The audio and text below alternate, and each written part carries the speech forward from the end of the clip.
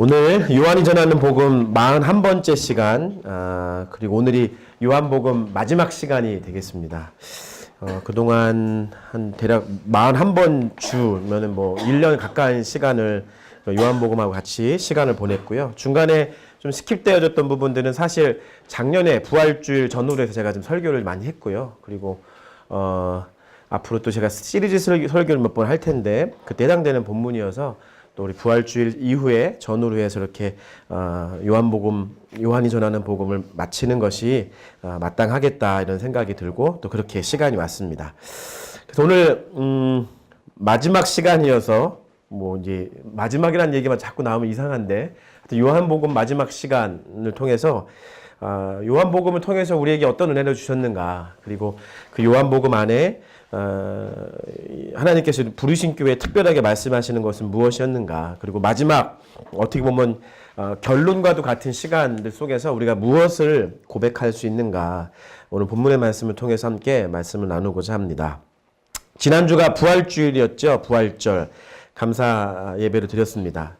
부활이라고 하는 것은 땅이 혼돈하고 공허하고 흑암이 깊음 위에 있을 때 주님께서 빛이 있으라 하심에 빛이 있으면서 창조의 시작이 있었듯이 부활은 새로운 창조의 시작이라고 말씀드렸습니다.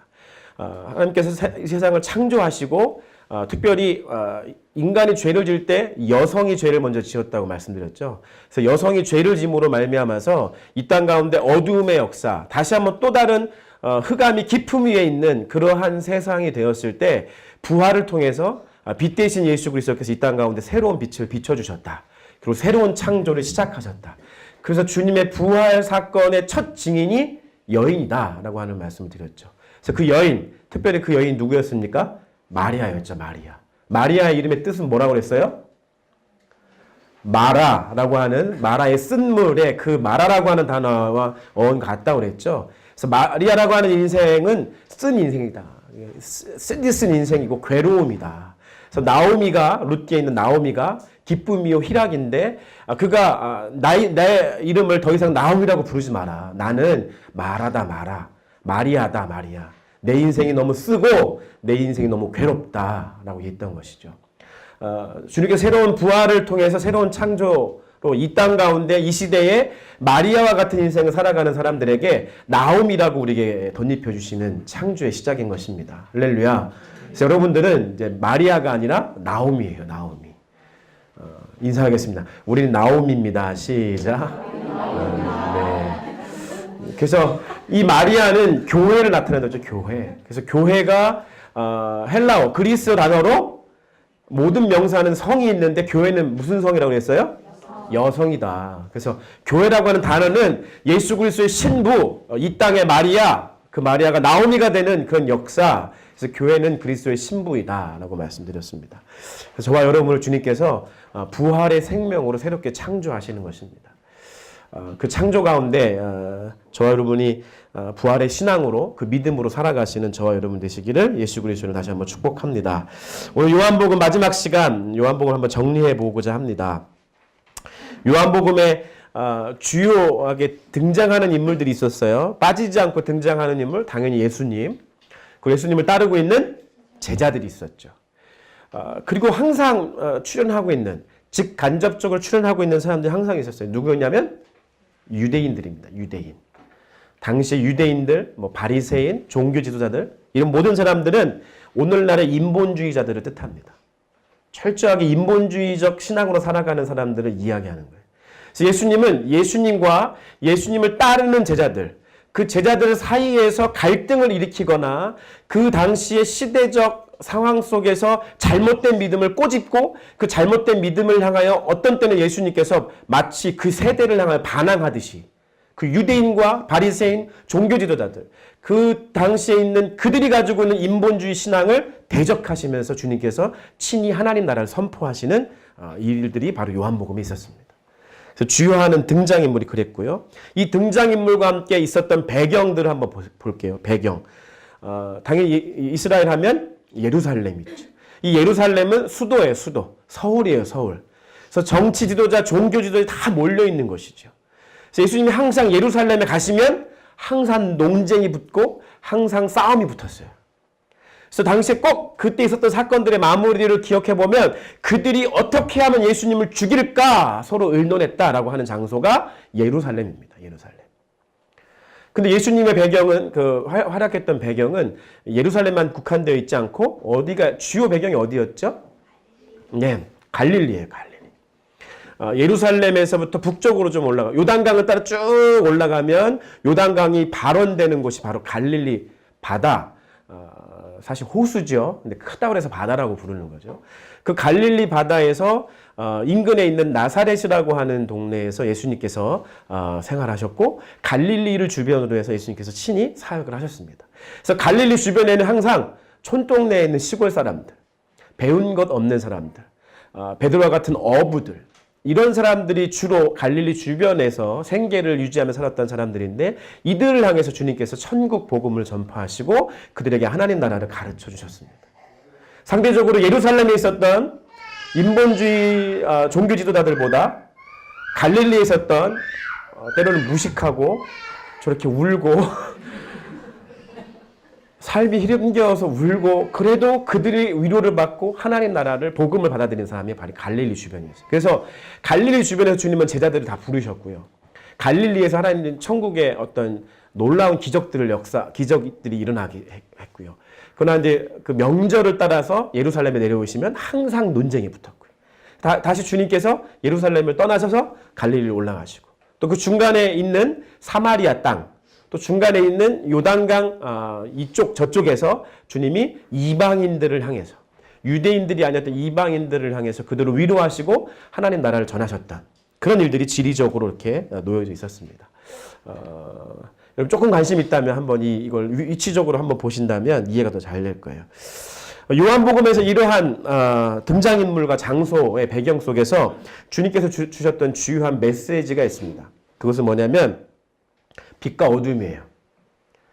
이 세상의 어둠, 부활 방금 얘기하면서 말씀드렸듯이 인간의 죄로 말미암아 어두울 대로 어두워진 이 세상 가운데 예수님이 빛으로 오셨다.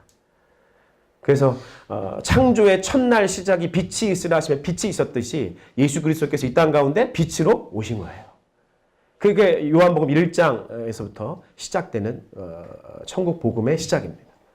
그때 예수님에 대해서 뭐라고 말씀해요? 은혜와 진리가 충만하더라. 그래서 그 메시지는 빛과 어둠, 그리고 이 땅 가운데 은혜를 선포하시고 주의 진리를 선포하시기 오셨다. 그래서 은혜와 진리, 그러니까 주요 메시지. 이러한 주요 메시지를 통해서 그 메시지의 궁극적 목적은 뭐냐? 그것은 생명이에요, 생명. 요한복음 20장 31절 한번 읽겠습니다. 시작. 오직 이것을 기록함은 너희로 예수께서 그 하나님의 아들 그리스도이심을 믿게 하려 하며 또 너희로 믿고 그 이름을 힘입어 생명을 얻게 하려 함이니라. 참 생명을 우리에게 주시기 위해서 예수님께서 이러한 메시지를 우리에게 전하신 것입니다. 그래서 우리 요한복음 말씀을 읽으면서 우리 안에 생명이 흘러야 돼요. 생명이. 우리 안에 계속해서 생명이 흘러가야 돼요. 요한복음의 말씀을 믿고 그 말씀을 지키며 따라가는 사람들은 만나는 사람마다 생명을 전해주실 수 있으셔야 돼요. 여러분이 누군가 만났는데 나를 만나는 사람은 항상 나 때문에 우울하다던가 항상 나 때문에 뭔가 비판적인 생각을 갖는다든가 항상 나 때문에 뭔가 삶에 어려움을 갖게 한다고 한다면 여러분을 통해서 지금 생명이 흐르고 있지 않은 거예요. 여러분의 삶을 점검해 보세요. 나를 만나는 사람이 나를 통해서 생명이 흘러가는가 생각해 보십시오. 요한은 내가 이것을 쓰는 목적은 너희로 생명이 흘러가게 하기 위함이다. 이 말씀을 읽는 자들에게 이 말씀을 믿고 듣고 믿는 자들에게 영생, 생명이 흘러가게 하기 위함이다. 저희 그리스도의 삶은 그리스도인의 삶은 만나는 사람마다 생명이 흘러가야 됩니다. 그것이 요한을 전하는 복음을 통해서 우리에게 주시는 궁극적 목적의 메시지인 것입니다. 오늘 그 마지막 시간에 이 하나님이 생명을 흘러가게 하는데 오늘 제목을 부활 생명은 은혜의 강을 타고 흘러갑니다 라고 하는 제목으로 마지막 말씀을 좀 정리하고 싶습니다. 오늘 본문의 말씀을 보면 장소가 나와요. 어디라고 나오죠? 디베랴 호수라고 하는 거예요. 디베랴 호수. 이 디베랴 호수는 갈릴리 호수의 서남쪽 정도에 되는 지역에 있는 디베랴라고 하는 지역. 당시에 로마의 황제인 티베리우스 황제를 기려서 이름 붙인 디베랴라고 하는 지역. 갈릴리 호수하고 접견해 있는. 그래서 당시에 갈릴리 호수를 디베랴 호수라고 이렇게 부르기도 했습니다. 그 디베랴 호수에 주님께서 오늘 여러분 여기 본문에 우리가 올려놓지 않았지만 21장 9절에 보면 예수님이 부활 이후에 베드로하고 요한이 또 어부였던 그들이 예수님 부활 이후에도 자기의 삶을 다 내려놓고 다시 갈릴리 바다로 와서 어부로서 다시 귀촌했어요. 귀촌. 그래가지고 고기를 잡으러 가는 거예요. 그때 예수님이 갈릴리 바다에 나타나셨죠. 그리고 자기의 힘으로 열심히 또 그물질을 했지만 한 마리도 잡지 못했어요. 그때 예수님께서 그물 오른쪽에 던져라 했더니 153마리의 물고기가 잡혔다. 그래서 그들이 막 처음에는 예수님인지 모르고 있다가 베드로가 보고 예수님이야. 그래서 얼른 뛰어내려가지고 막 뛰어오는 거죠. 그때 예수님이 뭐라고 계셨냐면 무엇을 하고 계셨냐면 그 디베랴 바다 한쪽에서 숯불을 피워놓고 조반을 준비하죠. 아침 식사를 준비하고 계신 거예요. 그게 바로 장소적 배경이에요. 디베랴 바닷가, 디베랴 호수의 숯불 앞에서 이루어지고 있는 내용이 오늘 본문의 말씀입니다. 그리고 숯불 하면 뭐가 생각이 나냐면 오늘 철저하게 예수님이 이 시간과 이 사건을 철저하게 계획하셨습니다. 숯불 하면 뭐가 생각나냐면 베드로가 성전에 뜰 불을 피우는 모닥불 앞에서 뭘 했어요? 예수님을 3번 부인했잖아요. 예수님이 지금 이 무대를 만드시는 거예요. 무대를 만드시는데 그 무대에 숯불을, 그러니까 모닥불을 피워놓으시는 거예요. 모닥불을 피워놓으시고 보여주시는 거예요. 근데 참 재밌어요. 오늘 14절 본문의 시작의 말씀을 보니까 예수께서 죽은 자 가운데 살아나신 후에 몇 번째로? 3번째로 제자들에게 나타나셨대요. 3번째 제자들에게 나타나신 시간이 바로 오늘 본문의 말씀이고요. 방금 여러분 이야기했듯이 예수님을 베드로가 3번 부인했던 시간, 그 숯불 앞에서 예수님이 3번째 나타나셨고 그 숯불 앞에서 베드로가 3번 예수님 부인했고 예수님을 3번 부인하기 직전에 겟세마네 동산에서 보면 마가복음 14장 41절 말씀에 보면 시작 3번째 오사 그들에게 이르시되 이제는 자고 쉬라 그만두었다 때가 왔도다 보라 인자가 죄인의 손에 팔립니다. 같이 기도하러 겟세마네 동산 올라갔는데 베드로가 어떻게 했어요? 계속 졸았어요. 졸시고 계신 분들 정신 차리세요. 예수님이 첫 번째 찾아가서 야, 좀 일어나. 기도해. 깨어있어. 근데 못 깨어나는 거죠. 2번째 갔어요? 안 됐어요. 3번째 갔어요. 그때 예수님이 뭐라고 말씀하세요? 야, 됐다. 편히 자라. 인자가 손에 팔릴 때가 됐다. 끝났다. 라고 3번. 3번째 나타나셔서 3번 베드로가 부인했던 숯불 앞에서 그 전에 그 시험에 빠지지 않도록 기도하라고 3번 권고했던 주님의 말씀을 기억하게 하시면서 오늘 3번의 질문을 하시는 거예요. 그러니까 철저하게 주님이 무대를 베드로한테 직접적으로 야 대놓고 보라고 지금 무대를 만들고 계신 거예요. 그 숯불 앞에서.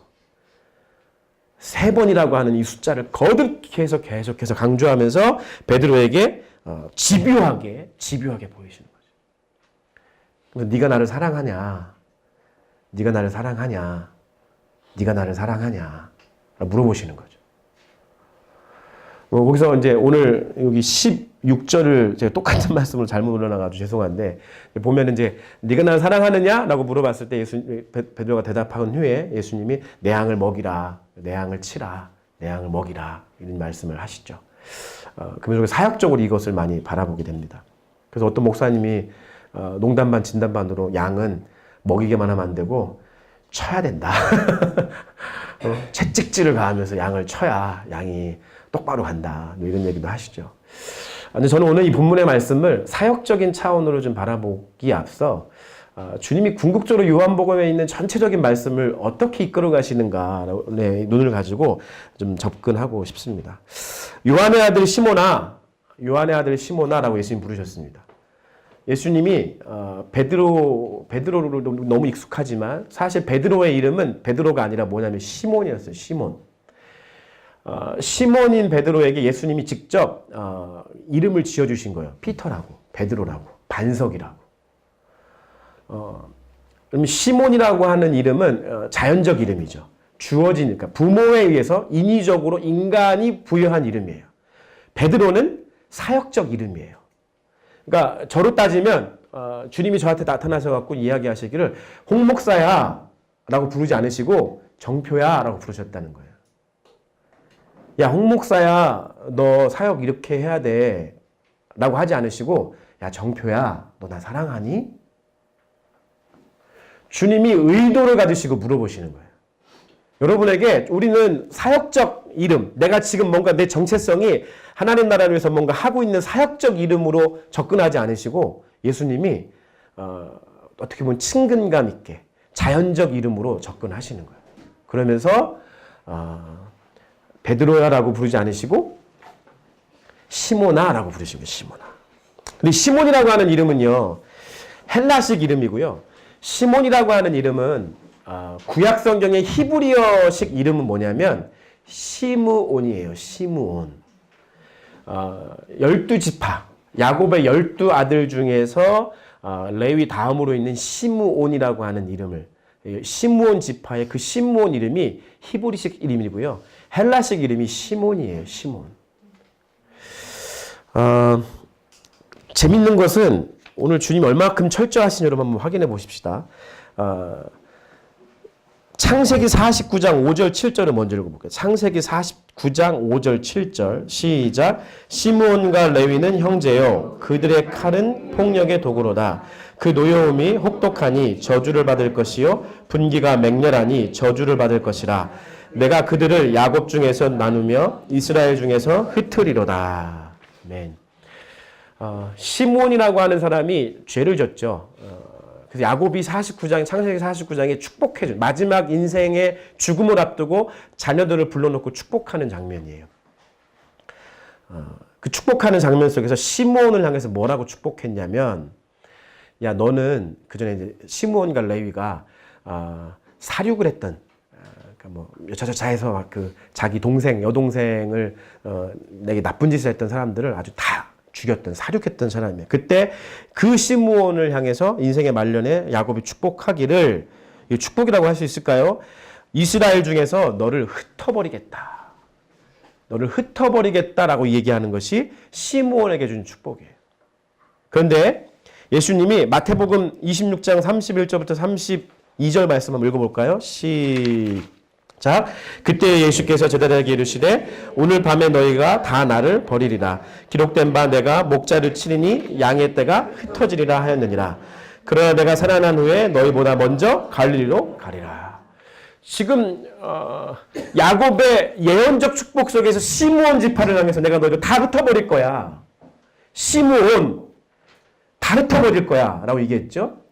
시몬, 베드로, 시몬, 예수님의 제자인 시몬을 향해서 예수님께서 뭐라고 말씀하셨냐면, 너희들, 내가 오늘 밤 너희들이 다 나를 버릴 건데 양의 떼가 흩어지는 것처럼 똑같이 구약의 시몬을 향해서 너희들이 흩어질 것이라고 얘기했던 것처럼 시몬 베드로를 향해서 너희가 흩어지게 될 거야 라고 얘기하는 거예요. 그러니까 구약 창세기 49장의 말씀이 마태복음 26장에 그대로 주님께서 예언하신 대로 이루어졌고, 예수님 말씀하신 대로 내가 살아난 후에 너희보다 지금 디베랴 갈릴리 호수에 먼저 가 있을 거야 라고 말씀하신 것 그대로를 주님께서 이루고 계시다는 것이죠.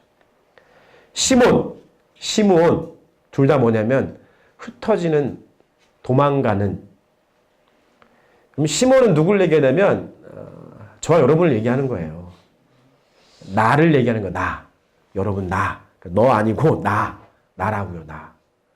오늘 시몬이라고 부르고 있는 요한의 아들 시몬아 라고 부르는 주님의 음성은 여러분을 향해서, 나를 향해서 부르시는 음성이에요. 여러분 시몬 베드로 누구죠? 예수님이 내가 너를 피터라고 부르겠다. 너를 내가 이제 반석이라 부르겠다. 네 위에 내가 교회를 짓겠다. 막 이런 막 축복을 다녔을 때 막 시몬은 예수님이 그 십자가와 죽음을 또 가르치실 때 어디 가나 빠지지 않고 저는 절대로 주님을 배신하지 않겠습니다. 뭐 주님이 말씀하시면 야 같이 죽으러 가자! 라고 하는 게 시몬이었고요. 제가 절대 주님 배신하지 않겠습니다. 제가 주님 사랑합니다. 라고 얘기했던 사람이 시몬입니다. 시몬. 근데 주님 베드로야, 너 베드로라고 부르지 않고 시몬아 부른 이유는 뭐냐면 구약에 있는 시몬처럼 네가 지금 그렇게 흩어졌잖아. 너 그렇게 나 부인하지 않겠다고 얘기했고, 너 그렇게 나 사랑한다고 얘기했고, 너 그렇게 예배자로 살겠다고 얘기했고, 너 그렇게 믿음의 사람으로 신앙으로 살겠다고 얘기했지만 너 그렇게 흩어졌잖아. 흩어졌던 시몬, 그게 너야. 말씀하시는 거예요. 그래서 오늘 주님이 그 시몬을 향해서 내가 나를 사랑하느냐? 라는 말씀을 주시면서 회복시키고 계신 거예요. 뭘 회복시킬까요? 주님 그러니까 이제 넘어졌으니까 잘 이렇게 고쳐가지고 잘 써야지 이런 식의 회복일까요? 그러니까 그게 일반적인 지금까지 이 본문의 말씀에 대한 접근이었는데 저는 오늘 여러분에게 주님의 또 다른 더 그것을 차원을 뛰어넘는 주님의 메시지는 너는 안 돼. 이 얘기 하시는 거예요. 너는 안 돼. 진짜 시몬은 안 돼요. 시몬이 왜 안 되는 줄 알아요? 주님이 그렇게 네가 나를 사랑하느냐? 내 양을 쳐라. 네가 나를 사랑하느냐? 내 양을 먹이라. 다 말씀했는데 나중에 보니까 21절 말씀해 보니까 뭐예요? 이에 베드로가 그를 보고 누굴 보고냐면 요한을 보는 거예요. 요한을 보고 주님하고 지금 은혜로운 막 그 치유 사역을 주님하고 하신 거거든요. 열심히 치유하시고 잘 이렇게 하셨는데도 불구하고 지금 베드로가 뭐라고 질문해요 지금? 주님, 쟤는 어떻게 될 것 같아요? 쟤는 어떻게 돼요? 이게 우리라고 이게. 기껏 은혜 받고 기껏 치유됐다고 생각하고 이제 야 정말 하나님 나라에서 좀 이렇게 사랑받겠다 싶은데 딱 돌아서면 뭐예요? 쟤는 어떻게 나랑 비교했을 때 쟤는 어떻게 될까? 나보다 더 많이 쓰임 받을까? 이게 우리라고요. 이게 우리라고요. 오늘 주님이 이 요한복음 마지막 말씀을 통해서 결국 이런 무대를 만드시고 이런 시몬을 등장시키셔서 여러분에게 주시는 말씀은 뭐냐면 야 너네 안 돼. 야 이 시몬과 같은 애들아. 너네 안 돼. 근데 그 시몬과 같은 사람에게 뭐라고 얘기하시는 거냐면 네가 나를 사랑하면 내 양을 먹여. 사역하라는 얘기가 아니라 네 이웃을 좀 사랑해라. 그 말 하는 거예요. 네 이웃을 사랑해라. 네가 내 양을 치라. 여기서 내 양이지 네 양. 그러니까 우리한테 얘기하는 네 양을 치라고 하는 게 아니라 내 양이라고 얘기해요. 누구 양이에요? 예수님 양이에요. 예수님 양. 우리는 내가 이제 시몬에서 베드로가 돼가지고 주님 나를 치유하셨으니까 나한테 맡겨진 양들을 내가 뭐 이렇게 사역적인 이런 마음을 가지고 내가 이제 사역자로서 내가 이렇게 해야지. 그랬으면 얼마나 좋을까요? 근데 오늘 이 요한복음의 마지막 말씀의 결론은 뭐냐면 네 힘으로 안 돼. 그러니까 네 양을 먹이라라고 하는 이유는 뭐냐면 네 이웃을 사랑하라는 얘기예요. 내가 너를 사랑하듯이 네가 지금 나를 사랑하듯이 내 이웃을 내 자신과 같이 사랑해. 네 힘으로 안 되니까 나를 사랑한다며? 그럼 한번 좀 사랑해봐. 그 얘기하고 계신 거예요. 왜냐하면 요한복음에 중간중간마다 예수님께서 결론과 같은 말씀을 우리에게 많이 주셨는데요. 그것이 바로 요한복음의 13장 34절에 있어요. 읽어볼게요. 시작. 새 계명을 너희에게 주노니 서로 사랑하라. 내가 너희를 사랑한 것 같이 너희도 서로 사랑하라. 같은 요한복음을 쓴 그 요한이 서신서를 썼죠. 요한일서 4장 10절 11절 시작. 사랑은 여기 있으니 우리가 하나님을 사랑한 것이 아니요 하나님은 우리를 사랑하사 우리 죄를 속이기 위하여 화목제물로 그 아들을 보내셨습니다. 사랑하는 자들아 하나님이 이같이 우리를 사랑하셨은즉 우리도 서로 사랑하는 것이 마땅하도다. 아멘. 요한복음의 결론은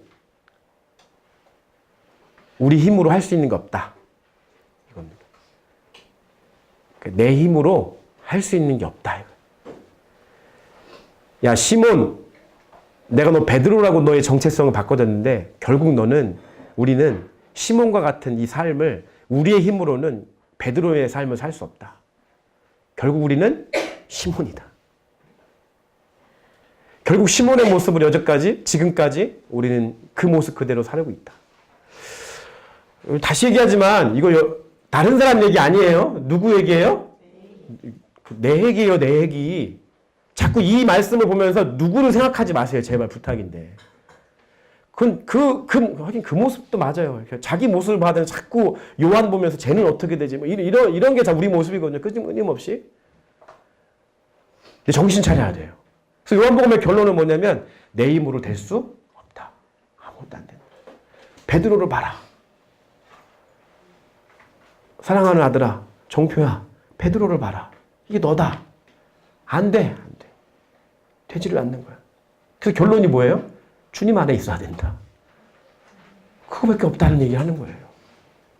이게 뭐 심오한 얘기 하는 거 아닌데 너무 단순한 거예요. 그래서 옛날에 저희 시골교회 권사님들 항상 하시는 찬송이 그거였어요.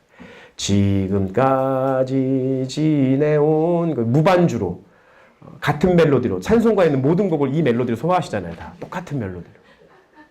그때 너무 웃겼어요. 제가 젊었을 때는 기도실에서 맨날 우리 교회 권사님들 막 이 찬양 부르실 때 또 구역 예배 드리실 때 빠뜨리지 않고 항상 이 찬양 그분들이 구역 예배 강사시면 안 빠뜨리고 하시는 찬양이에요. 지금까지 지내온 것 주의 크신 은혜라. 빠뜨리지 않아요. 항상 그 찬송 부르죠. 근데 그게 지금에서 제가 생각을 해보니 야, 이게 그동안 내가 너무 어리석었다. 그분들 바라보면서 그분들이 했던 찬송, 그분들이 했던 고백이 그냥 나이 많고 이제 할 것 없으시니까 저렇게 기도하시면서 저런 찬송 부르시나 보다. 저 찬송가의 멜로디가 좋으신가 보다. 이렇게 생각했는데요. 제가 지금 생각해 보니까요. 그게 딱 맞아요. 그 어른들이 자기의 삶을 되돌아보니까 자기가 그렇게 예수님 사랑한다고 얘기했고 자기가 그렇게 신앙생활 열심히 하겠다고 얘기했고 누구보다도 자기가 열심으로 헌신했다고 얘기했지만 돌아보니까 하나도 내 힘으로 된 건 없고 다 돌아보니까 모든 것이 다 주님의 은혜였다. 그 고백하신 거더라고요. 그 찬송을 생각하니까 막 눈물이 나더라고요, 제가. 그래, 그렇구나. 그래서 제가 어제 모든 설교 준비를 마치고 제 아내 앞에 딱 이렇게 섰는데 되게 갑자기 부끄러운 마음이 들더라고요. 내가 그동안 요한복음 설교를 잘했나. 그러니까 마지막 설교 시간인데 내가 요한복음 설교를 진짜 제대로 말씀을 전했나. 너무 부끄럽더라고요, 되게. 부끄러워서 그냥 제가 이렇게 머리를 땅에 박고, 참 부끄럽다는 생각이 많이 들더라고요. 근데 또 잔잔하게 제 마음에 들려지는 하나님의 음성이 뭐냐면, 이게 우리가 다 하나님의 은혜로 하는 거지. 여러분 그거 아세요? 어떤 사람은 덮어놓고 처음부터 아무것도 안 하고 하나님 은혜라고만 얘기하는 사람이 있어요. 근데 오늘 베드로 같은 이런 주님의 은혜를 깨닫는 자들은 누구냐? 베드로처럼 제가 주님 사랑하겠습니다. 그러니까 그 마음과 열정이 꺾이더라도 제가 정말 후회 없이 뒤돌아보지 않고 주님 뜻대로 살겠습니다라고 막 도전하는 사람들. 제가 주님을 부인하지 않겠습니다. 하고 끊임없이 도전했던 사람들. 주님 제가 이 땅을 살아가면서 거룩한 삶을 살겠습니다. 하고 끊임없이 도전했던 사람들. 그러나 인간적인 힘으로는 그것이 되지 않는다라는 현실의 벽을 절감한 사람들에게 그 절감했던 사람들이 마지막에 고백할 수 있는 게 뭐냐? 다 주님의 은혜구나. 목회를 내 힘과 내 능력으로 할 수 있다고 도전했지만 결국 마지막을 절감할 때 고백하는 얘기.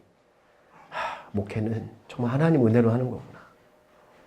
웨이브의 장들이 웨이브를 이끌어가면서 웨이브원들을 잘 이렇게 하다가 기도하고 열심히 했지만 정말 열심으로 기도하고 섬기고 그 한 명의 사람이 주의 말씀으로 주의 복음으로 생명이 흘러가기 위해서 노력하고 또 섬기고 헌신하고 최선을 다했는데 결국 되지 않을 때 그의 입술을 통해서 할 수 있는 말이 무엇이냐? 결국 내 힘으로 할 수 있는 것이 없구나. 중보기도자로 부름받고 최선을 다해서 교회와 하나님 나라를 위해서 열심으로 기도하고 섬겼는데 잘 되지 않아. 그럴 때 마지막으로 고백할 수 있는 고백. 내 힘으로 할 수 없는 거구나. 이 사람이 하나님 나라의 사람으로 하나님의 자녀로 바뀌기를 위해서 기도하고 또 기도하지만 열심히 섬기고 또 섬겼지만 사랑으로 양육하고 사랑으로 그 사람을 위해서 헌신했지만 결국 되지 않을 때 할 수 있는 고백. 그때야 비로소 할 수 있는 고백. 그게 다 주님의 은혜구나 라고 할 수 있다는 거예요.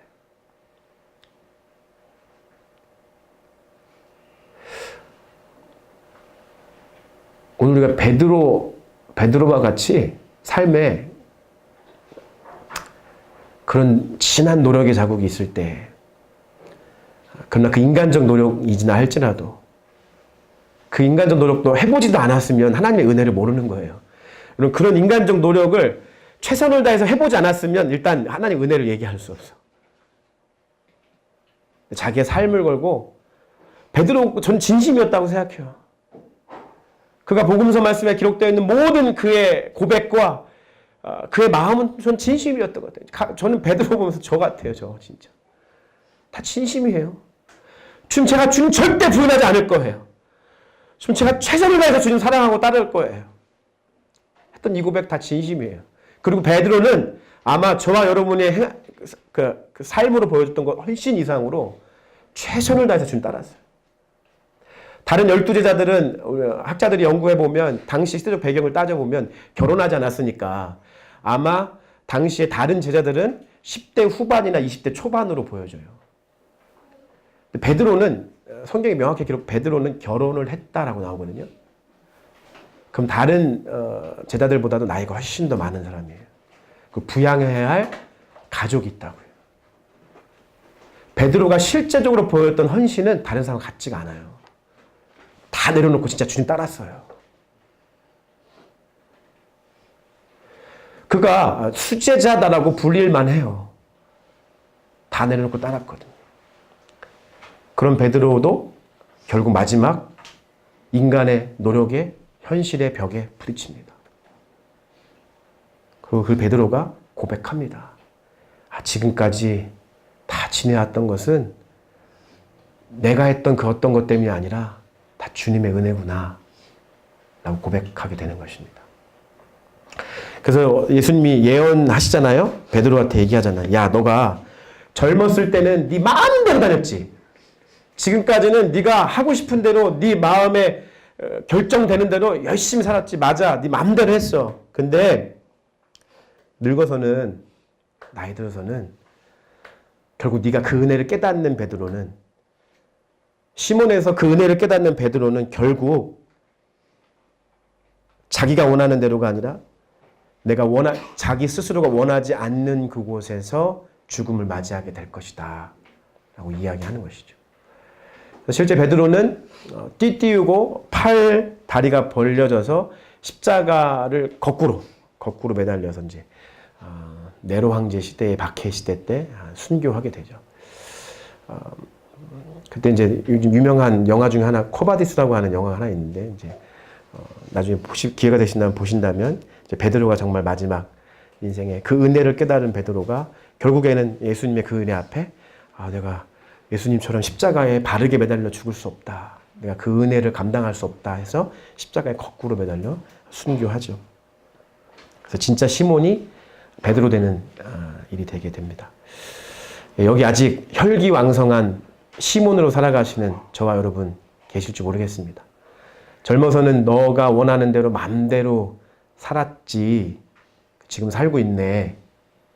예수님 말씀하시죠. 근데 네가 진짜 은혜를 알면 시몬에서 베드로가 될 텐데, 베드로가 되면 네가 젊어서 그렇게 원하지 않는 그곳에서 네가 너의 삶을 살아가는, 그래서 하나님 앞에 영광된 죽음을 맞이하는 사람이 될 거야. 이 모든 게 다 은혜야 라고 고백하는 이 시대의 시몬이 이 시대의 베드로가 되시기를 예수님의 이름으로 축복합니다. 내가 먼저 주를 사랑한 것 아니요. 주님이 나를 먼저 사랑했고, 내가 먼저 주를 선택한 것 아니요. 주님이 나를 선택하셨고, 내가 먼저 주를 찾아간 것 아니요. 주님이 알고 보니 나를 먼저 찾아오셨던 거죠. 결국 믿음의 삶이라고 하는 것은 우리가 어떻게 신앙 고백하느냐입니다. 여러분, 그 은혜를 빨리 깨달으시길 축복합니다. 그 은혜를 빨리 깨달으시고 주님 앞에 내 힘으로 할 수 있는 거 없고 철저하게 주님 은혜로 살아갑니다. 제가 한 줄 알았더니 알고 봤더니 주님이 하셨네요. 라고 고백할 수 있는 저 여러분 되셨으면 좋겠습니다.